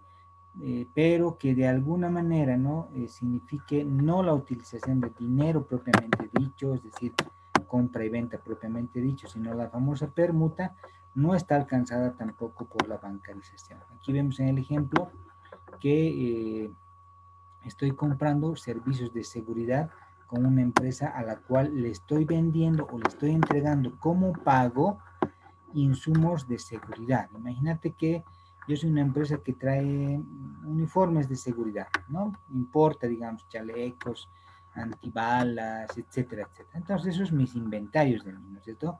Yo vendo esos inventarios.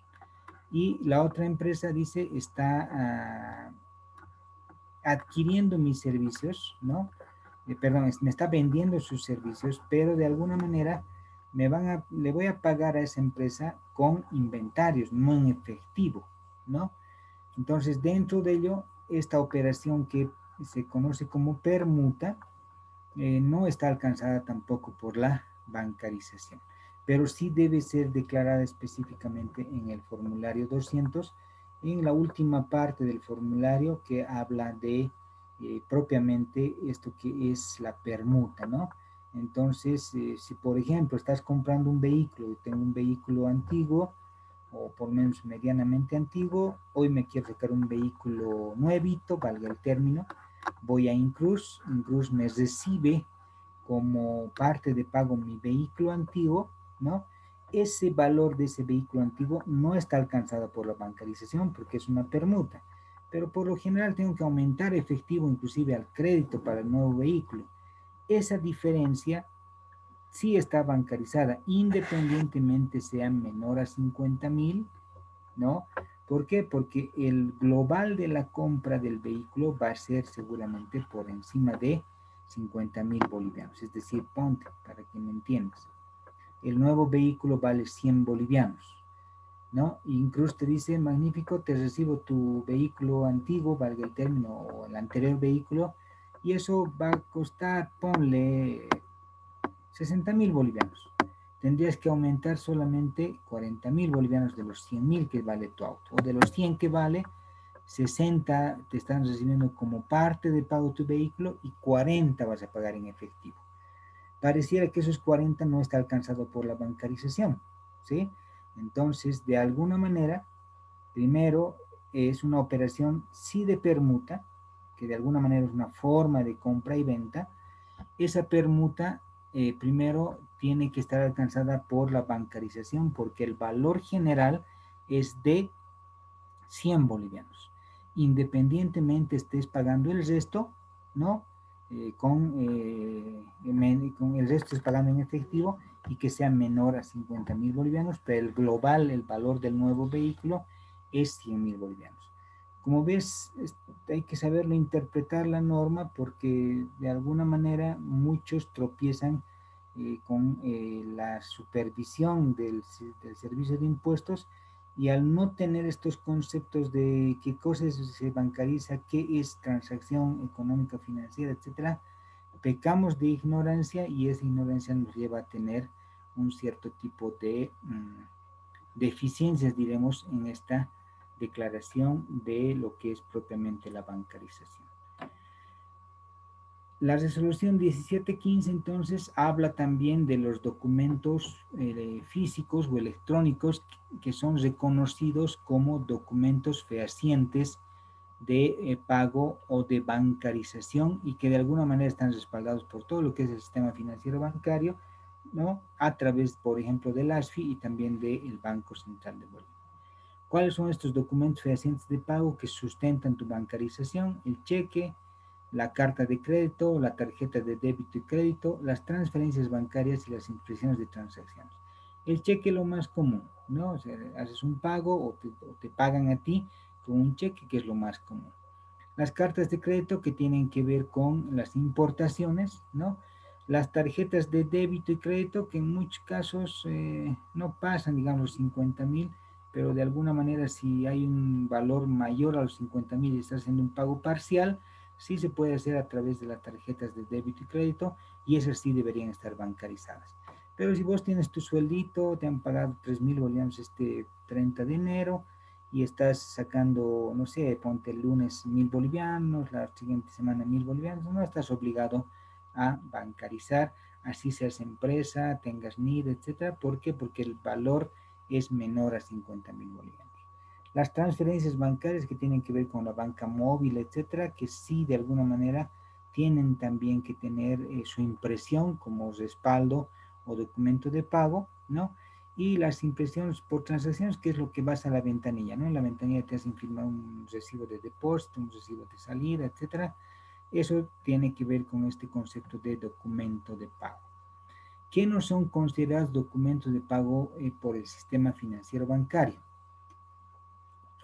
Los famosos recibos de caja, vales de caja, etcétera, no son considerados documentos de bancarización. Lo que les decía hace un momento, el cliente viene, quiere pagar en efectivo, pues tienes que recibirle, pues, porque no estás para perder a un cliente, ¿no? A veces hay gente que es muy quisquillosa y no les quieres recibir su dinero por no ir a hacer fila al banco, por no tener cultura bancaria, etcétera, y pues se va a ir, así valga el término, a otra empresa, otro negocio que le venda y le acepte en efectivo. Entonces las empresas hoy reciben estos documentos, pero este documento, este recibito de caja, no es considerado un documento propiamente de bancarización, ¿no? Pero de alguna manera las empresas están encontrando, valga el término, sus caminos para que de alguna manera mañana, digamos, ¿no? Depositen en el banco y de esa cuenta recién se deposita la cuenta oficial y con eso se esté bancarizando propiamente dicho, ¿no? Ahora, ¿qué requisitos tienen que tener estos documentos de pago? ¿Para qué? Para llenar el formato propiamente de bancarización que te exige el Servicio de Impuestos Nacionales. Obviamente la razón social de la entidad, es decir, el banco, etcétera, ¿no? El número de transacción de la operación, eso es bien importante, la fecha de transacción, los importes de transacción. Estos datos, si quieren, lo vamos a ver con más detalle en la parte práctica, ¿no? Son importantes para llenar ese auxiliar propiamente de bancarización, ¿no? Dentro de ello, entonces, para que este documento sea aceptado propiamente como respaldo fehaciente de la bancarización, será importante que esto se realice a través de un banco, ¿no? Es decir, a través de una institución financiera, independientemente de que esté realizándose de manera virtual, hoy que está de moda, ¿no? De manera virtual, es decir, no vayas físicamente al banco, pero se realice a través de las plataformas que los bancos hoy te están ofreciendo, ¿no? Bien, un concepto de tracto sucesivo. ¿Qué es el tracto sucesivo? El tracto sucesivo es aquellos contratos que tienen que ver con el servicio constante, por ejemplo, de la luz, ¿no? Es decir, todos los meses te traen tu factura de luz, ¿no? Todos los meses traen tu factura de luz y de alguna manera entonces ese es un trato sucesivo, ¿no? Es decir, has firmado un contrato y todos los meses te van a traer, por ejemplo, tu factura de luz, de agua, etcétera, etcétera, ¿no? Entonces, estos contratos de trato sucesivo no están alcanzados por la bancarización de acuerdo a la norma 17 del año 2015 o la resolución nacional de directorio 17-2015. No están alcanzados siempre y cuando el pago acumulado no sobrepase los 50.000.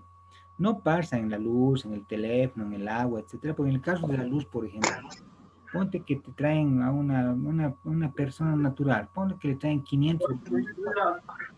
No pago en enero, no pago en febrero, no pago en marzo. Cada factura 500 se va a acumular 1.500. No está pasando los 50.000 bolivianos, ¿no? Así yo pague el tercer mes porque me han cortado la luz, no está pagando 50.000 bolivianos, por lo tanto no está alcanzado por lo que es propiamente el, la bancarización, ¿no? De alguna manera, entonces, este concepto, ¿no? Este concepto de tracto sucesivo tiene que ver con eso. No es el caso de los alquileres, ¿no? Obviamente dejando antes de pasar a los alquileres, dejando pendiente lo siguiente. Hay fábricas que pagan, digamos, 30.000 bolivianos de energía eléctrica por mes. 2 mesecitos nomás no pagas. Antes de que te corten vas a pagar 60.000 bolivianos. Esos 60.000 ya ha pasado los 50.000 bolivianos. Entonces tienes que bancarizar. Por eso aquí es el concepto del tracto sucesivo es bien importante. Primero, si son servicios básicos, no están obligados a bancarizar, siempre y cuando el pago acumulado o mensual no pase los 50.000 bolivianos. Imagínate que una fábrica que anualmente o mensualmente paga 70.000 bolivianos, ¿es tracto sucesivo? Sí. ¿Tiene que bancarizar? Sí. ¿Por qué? Porque solamente el pago de un mes pasa 50.000 bolivianos. Entonces, en ese caso, sí tiene que bancarizar. Segundo caso, si la empresa paga, ponle 20.000 bolivianos, 25.000 bolivianos, y de pronto el primer mes, enero, no paga, febrero no paga, y antes de que le corten en marzo, cada mes a 20.000 a 25.000 bolivianos, cada mes, ¿sí? Que no ha pagado, antes que le corten va a ir a pagar los 60.000 bolivianos, porque cuando vos vas a pagar luz, antes que te corten, dices, no, tiene que pagar todo, ¿no? Entonces, de alguna manera, paga los 60.000 bolivianos, tiene que bancarizar. Así mensualmente esté pagando 20.000 bolivianos, porque se ha acumulado, tiene que bancarizar. ¿Ya?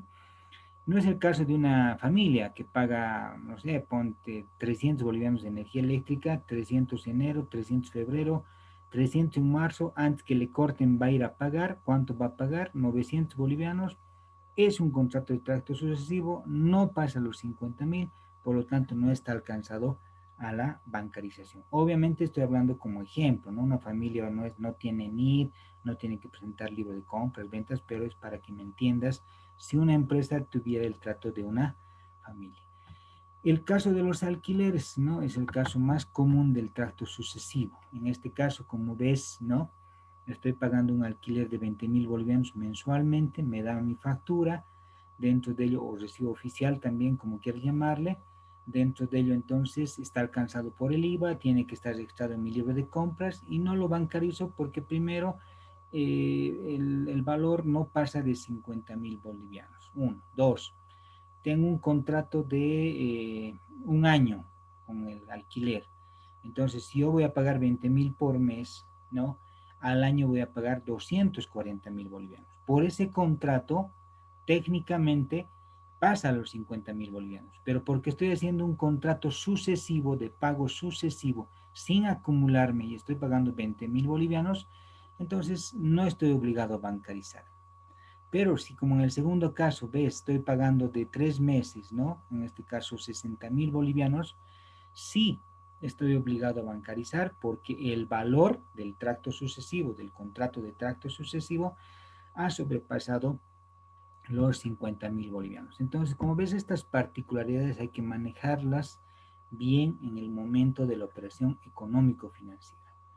También, aunque ya no se hace asiento contable en lo que es el RC-IVA, entre otras cosas, ya ustedes van a encontrar en la plataforma del Classroom todo lo que es la documentación, la normativa, etcétera, de esta bancarización. La vas a leer seguramente con más detalle.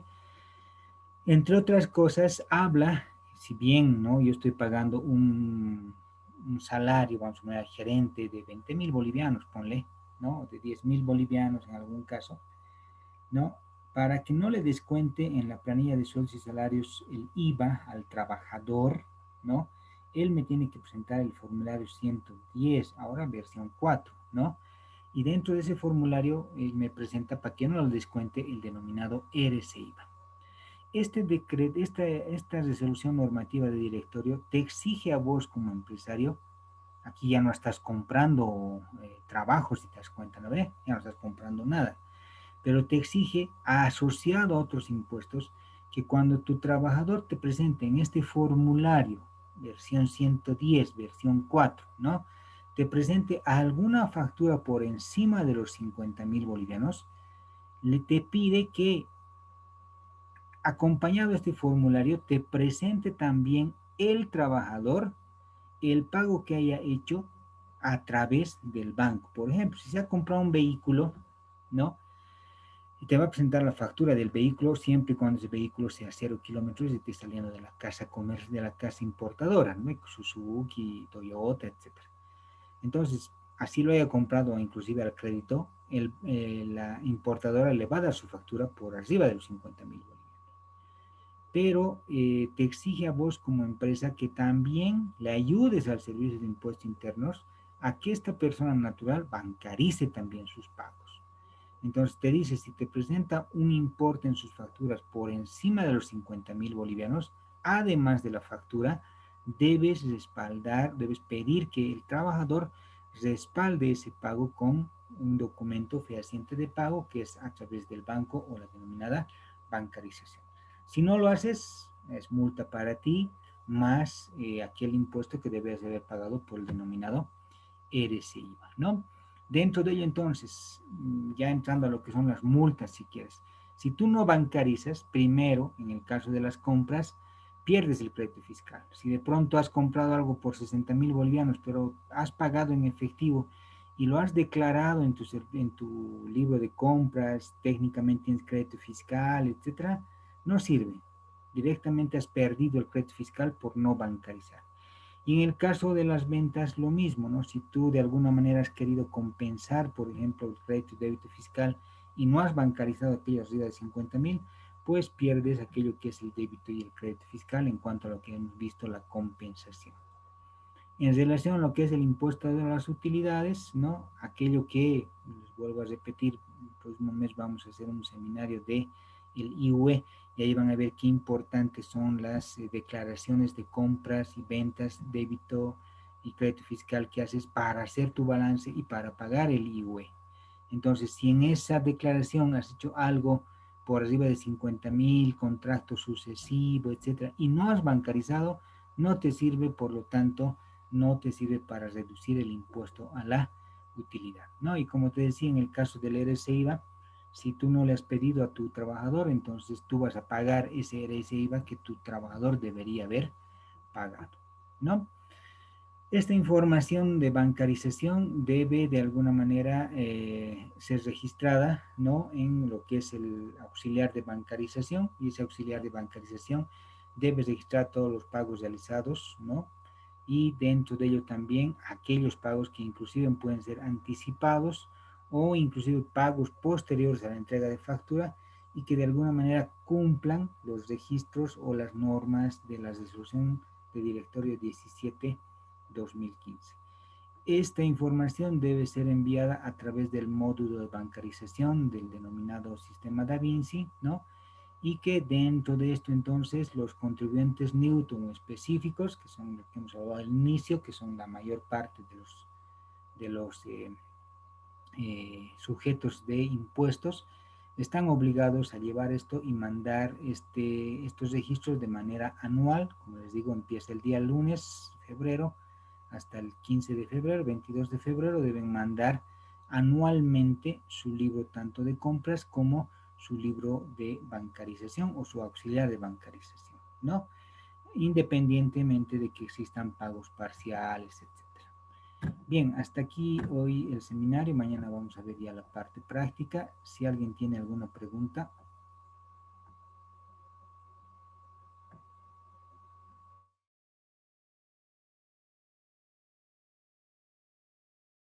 Bien, si no hay preguntas, entonces mañana nos vemos a las 7. No se olviden mandarme sus emails nuevamente al grupo que hemos creado. Y en un momento más los direcciono a la plataforma del Classroom para que vayan viendo este video también.